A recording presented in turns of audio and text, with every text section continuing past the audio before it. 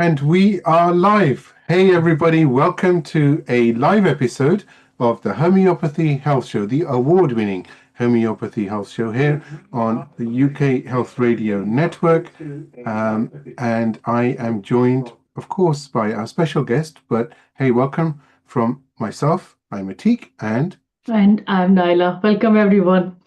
so it's a real honor, isn't it, Naila, because our special guest has joined us for this live episode, which is none other than Anne Vervaeke, all the way from Belgium. I say all the way, but we're in the UK, so we're about an hour away technically by plane, right? That's right. Okay, glad to be here, and thank you for the invitation. Yeah, for everyone else who doesn't know Anne is an internationally recognized classical homeopath. She's a teacher and author with over 35 years of clinical experience. She's the founder of the Center for Classical Homeopathy in Leuven and creator of the Vital Approach. She integrates classical homeopathy with modern insights into levels, kingdoms, and miasms. She is the author of numerous influential books and the founder of the White Room. I love her website. You all need to go there Yeah, I and love it. have a look, through which she continues to teach and inspire practitioners worldwide. Welcome, Anne.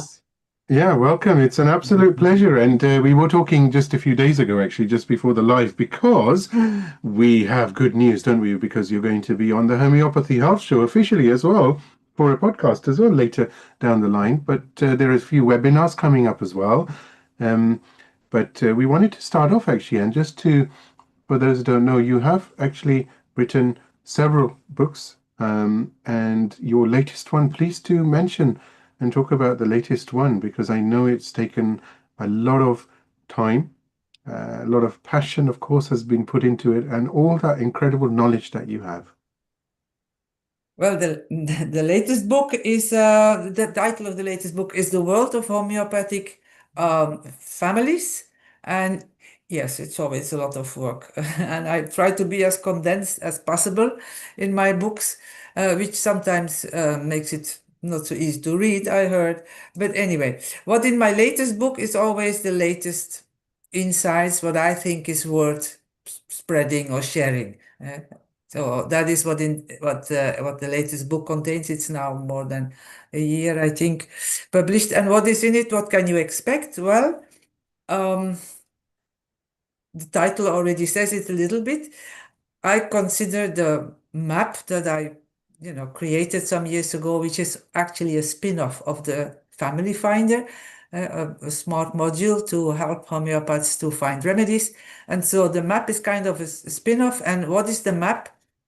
I consider it as a world map, or I compare it to a world map. So you have 2 pages, which is like 2 continents, and then you have the 7 rows, which are like the 7 countries, and then and then you cross the vertical and horizontal characteristics. You are in the city, which is then compared to a group or a family. So I would say, though, it's like a world map. You have a map, then you look for the treasure in your consultation, and it helps you to at least find the street, the city, if not the street. If you want to find the right house number, you might have to go to your repertories. That's not in the book. Brilliant. That's so beautifully said.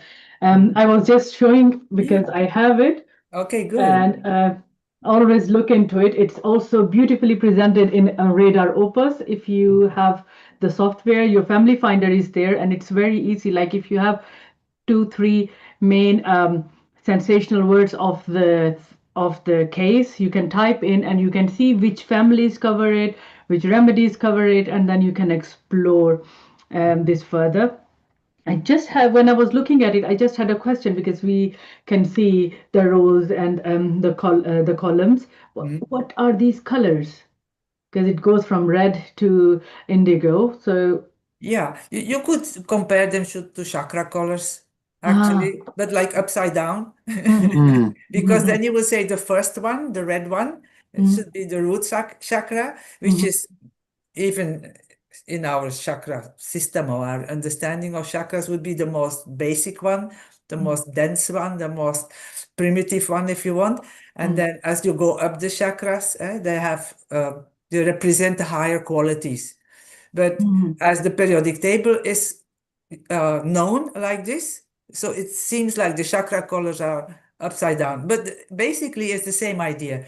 So the more you go down, the more you could say the remedies or the groups or the patients are more evolved. Hmm. I More can. enlightenment. You could say like from red to indigo and violet, it's Mm, like Hmm. your highest chakra. So if you turn the map around, then you mm. could say the purple is the highest. Mhm. Yeah, I was just looking at this. Number 7 is disintegration under too much pressure. Yeah, And you have viruses and artificial human artifacts written in there. yeah, And now looking at from the point of view of the periodic table, usually the uranium, etc. These remedies are the actinides yeah, are very destructive. yeah. They have lots of intense power in them. Is there a correspondence in that regard as well? Absolutely. It's Mm, let's say they disintegrate under too much pressure. The mm, pressure becomes more and more. The demands, of course, it's an inner thing. mm, It's not an mm. outside pressure. It's the experience of the person that the demand becomes like already in the sixth row, like superhuman. We know this from Yeah, Aurum and Mercury. They have yeah. an enormous pressure that Mm, they put on themselves. That's why we say the syphilitic remedies, even. Hmm. mm, mm, If you go a little bit further, then they disintegrate. It's mm, no longer possible to contain. That is so interesting because many patients who come, because I also use the color chart in my practice, Yeah, and many people who come with actually the sacral issues, the hormonal issues, or women with female reproductive organ issues, they go, they like the red colors or the red hues. yeah, And you have that as a chakra color as well, as yeah. in the one, and you have a withdrawn, don't understand the world, my cocoon. So there has something happened in that stage where the development has to happen in the reproductive cycle. What do you think? Not necessarily, because that's a physical problem, of course. Mm, mm, And when I prescribe for chronic cases, then I would take the physical into account. But actually, that's, in my understanding, the basic level of the level theory. And the mm, level theory is something that in maybe 20 years ago, 25 years ago, Rajan Sankaran launched as an idea, which was brilliant, by the way, Hmm.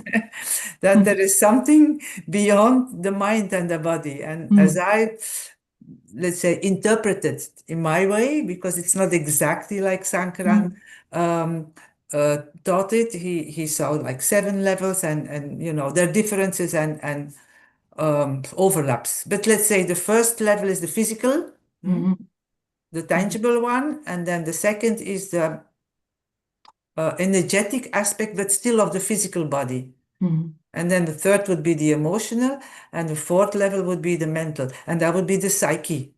Hmm. mm, And then there's something beyond, which I call the vital, which mm, Hahnemann calls, the dynamis or the vital force. That's why I call it vital, because I want to be in line with Hahnemann. mm, And so if you prescribe on that level, okay, you take the symptoms into account of all levels, but basically you prescribe on the fifth. mm, You mm, look for the signs and symptoms that come from the vital. Hmm, mm, mm, which cannot be explained any other way. Which are actually, I always say, homeopathy is very simple. It's strange, rare, and peculiar on all levels. Oh, Yeah. wow. Hmm. So well said. That's So yeah, that's it beautifully said. doesn't become any simpler. So if you have some hormonal disbalance, you even there you look for the strange and peculiar. Everything that is common, you can Mm, forget. oh, brilliant. So amazing.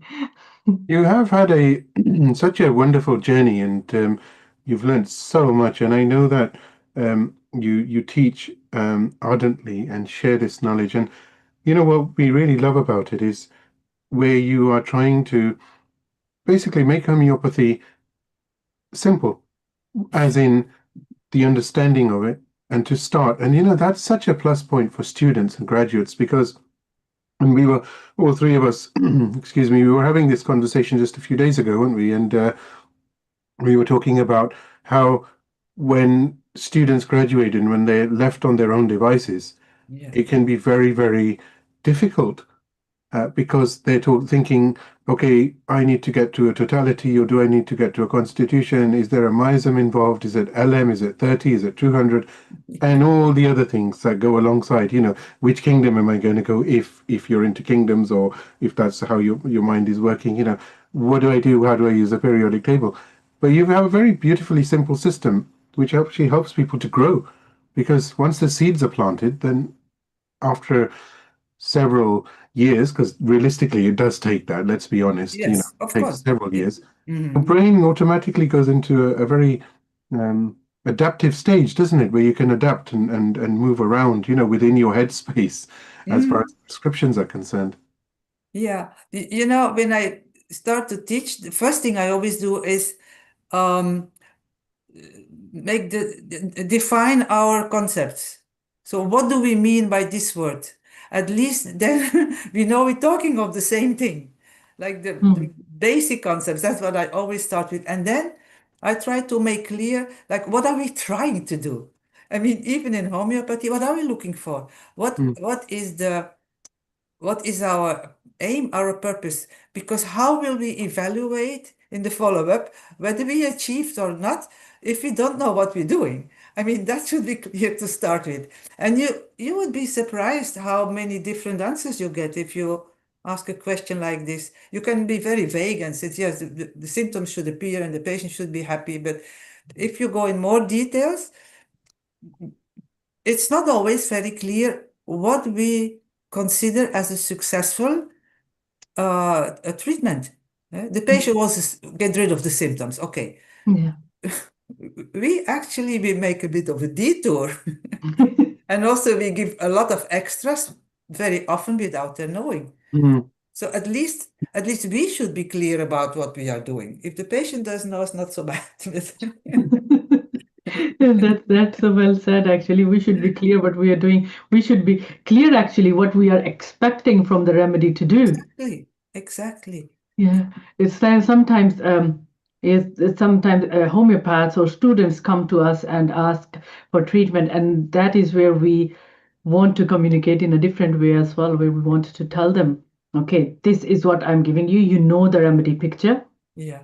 for example, but now you have to go and see what is going on inside you. Sometimes, like, we become prejudiced, and this is my remedy and this is not my remedy, or this, but we also need to be clear in to what is actually healthy, what is actually healing here, and what is actually not. Sometimes symptoms disappear and the patient is in agony Yeah, it is true. mm, for one reason or another. Yeah, I said for me, of the last decades, I always had new definitions of the same basic question: what is health and what is disease? Hmm. Hmm. That's it. It Exactly. starts from there, and that is the first step. That try Yeah. to make it at least for yourself clear what is disease and what are you trying to fix, mm. with what measures, and how will you evaluate whether you're successful or not in your endeavor. Oh, this is such a wonderful question, actually. If we ask ourselves, or if 10 people are sitting in one room, and if we ask them what is health, I don't think they will all come with the same answer. Yeah, For exactly. everyone, health is different. Mm, Exactly. Yeah, exactly. the beauty. I was trained, among others, by a homeopath who used to, when she presented cases, always made it a happy end. All her patients ended up getting married and having children. I thought that cannot be the purpose of our treatment. It's That's that's so interesting because one of some patients of mine are also going in this direction. Yeah. Yeah, actually, I always say when I'm teaching, we don't know what is Yeah. good for the patient. The patient has to tell us. Yeah. We don't know. We just ask and witness. Uh, Mm. And if you have some common sense, then you can say that seems better than than last time before Yeah. he had Yeah. a remedy. But the patient has to tell us. Patient has to tell us. Definitely, yes. It's before we just move, because I know that Naila is going to talk to you about your upcoming webinar as well. But it's interesting, isn't it? Because you said something very nice, which was about keeping homeopathy, making it simple. Yeah. And as we grow into homeopathy, which because it's a lifelong journey, Oh yeah. it's Mhm. amazing how incredibly deep it can become. Yeah. I mean, we talk about something called a rabbit hole, Yeah, but yeah. seriously, I've seen that with homeopathy. You can just go into certain disease states or you can read certain remedies, and it's just constant. The amount of depth is profound, isn't it? And I know that the time will come very soon when the general public will realize the power and immense depth that homeopathy offers as a healing system, because it's not just pathology, it's not physiology, it's who you are. People always ask, don't they, Anne, who am I? Or I'm trying to find myself. Yeah. You know, Yeah. here's one way, Yeah. you It know? is. I don't know if patients always realize because it's so subtle. Hmm. Hmm. Yeah. And usually it's not fast, except in acutes. And then acutes, of course, are, our known successes of homeopathy because that's lightning fast. If it's Mm, if it's working within minutes or hours in a serious acute. So that is very visible. But the subtlety of a constitutional remedy, let's say a vital remedy, working over the months and even the years. Hmm. You see patients who have a complete transformation if they stick long enough with you, uh, in within 1 year or 2 years, and they keep getting better, and maybe think because it's life circumstances, but of course the better life circumstances always also has something to do with the changes in themselves. mm. Yeah, that's amazing because this reminds me of two of my patients who have now enrolled themselves into homeopathic studies and they're becoming homeopaths now. Yeah, so they realize. Yes, they realize homeopathy is helping. Yeah. Thank you, and it was lovely to meet you today. For everyone else watching, you can watch a live webinar Mm, free with and next week on 22nd of January, 4:30 p.m. CE Central Eastern Time. It's European time. In UK, it will be 3:30 p.m. Where Anne will walk us through the Family Finder module in Radar Opus, and we'll learn a lot more about how and what she is doing. I just love exploring through her Family Finder module, just mm. looking at the families, what keywords do they bring, what themes are coming out. It's like little nuggets that can help you get the deep end of the family and the remedy. And Thank and you. just in case you're wondering, ladies and gentlemen, yes, we do use Radar Opus because it's absolutely brilliant. Okay, love using it. Very streamlined, so much information on there. And of course, like Nyla is saying, and Knowledge Academy is on there as well, so it's just wonderful. Great. That could have been a blooper because we are live. But over to you, Nyla, to end today's I was episode. saying, and the because we are going to have a few more episodes with Anne, we are going to have a proper podcast episode.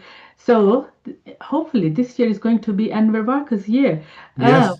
Before I forget, if you are interested and in Anne's work, there is Naturopathic CE is a beautiful academy, and it has been delivering live lectures with them. And a new course is also coming up about families and whatever they have to offer. Mm, So do look into that and sign up. There is an early bird discount going on, which I don't think anyone wants to miss because mm. I am going to sign up for your course. It's just amazing to know you, what you do, and to actually know as homeopaths what we are looking for.